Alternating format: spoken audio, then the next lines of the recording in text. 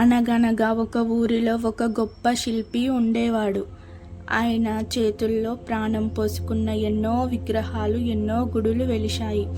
ఒకరోజు ఆ శిల్పి ఒక అద్భుతమైన ఈశ్వరుడి విగ్రహాన్ని చెక్కాలని నిర్ణయించుకున్నాడు. అందుకోసం అడవికి వెళ్ళి 2 సమానమైన రాళ్లను వెతికి తన ఇంటికి తీసుకువచ్చాడు. శిల్పి మొదటి రాయిని తీసుకొని తన ఉలితో దానిపై ఒక దెబ్బ వేశాడు. వెంటనే ఆ రాయి నుండి ఒక మూలుగు వినిపించింది. ఆపండి, నాకు చాలా నొప్పిగా ఉంది. ఈ ఉలి దెబ్బలు నేను భరించలేకపోతున్నాను. నన్ను ఇలాగే వదిలేయండి అని ఆ రాయి ఏడవడం మొదలుపెట్టింది. శిల్పి ఆ రాయిని చూసి జాలిపడి, సరే, నీకు ఇష్టం లేకపోతే నేను నిన్ను బలవంతం చెయ్యను అని ఆ రాయిని పక్కన పడేశాడు. ఇప్పుడు 2వ రాయిని తీసుకొని ఉలి దెబ్బలు మొదలుపెట్టాడు. ఆ రాయికి కూడా చాలా నొప్పి కలిగింది. కానీ అది మనసులో ఇలా అనుకుంది, ఈ నొప్పి తాత్కాలికం. శిల్పి నన్ను ఏదో ఒక గొప్ప రూపంగా మార్చాలని చూస్తున్నారు, నేను భరించాలి. అలా రోజులు గడిచాయి. ఎన్నో దెబ్బలను ఓర్చుకున్న రాయి చివరకు ఒక అద్భుతమైన తేజస్సు గల ఈశ్వరుడి విగ్రహంగా మారింది.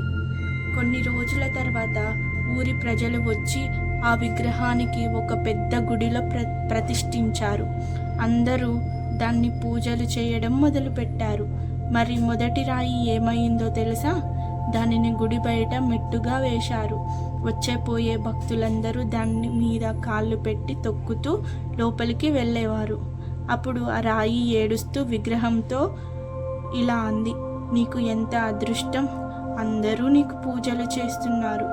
దానికి ఆ విగ్రహం చిరునవ్వు నవ్వుతూ ఇలా సమాధానం ఇచ్చింది, మిత్రమా, నా స్థానంలో నువ్వే ఉండేవాడివి, కానీ చిన్నపాటి ఉలి దెబ్బలు నొప్పిని భరించలేకపోయావు. అందుకే ఈరోజు అందరి కాళ్ళ కింద నలుగుతూ ఉన్నావు అని చెప్పింది. ఈ కథలో సారాంశం ఏమి అంటే,